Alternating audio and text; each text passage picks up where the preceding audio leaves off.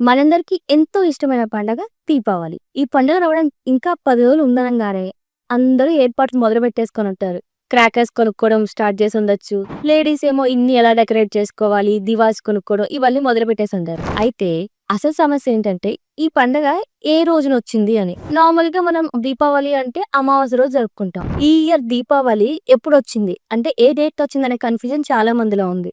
ఎందుకంటే అమావాస్య తిథి 2 రోజులొచ్చింది.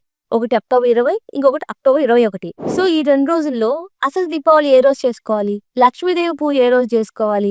అనే కన్‌ఫ్యూజన్ మీకు గూడా ఉందా?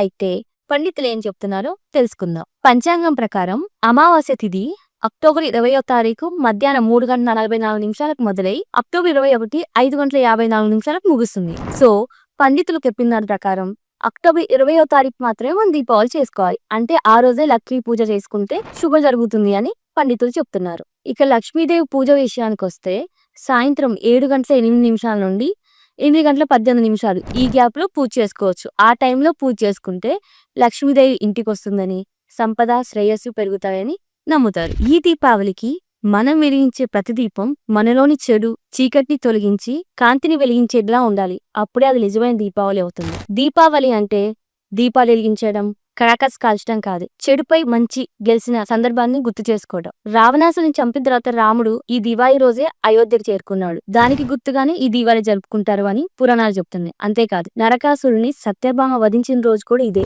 చివరిగా ఒక మాట, క్రాకర్స్ కాల్చేటప్పుడు జాగ్రత్తగా ఉండండి.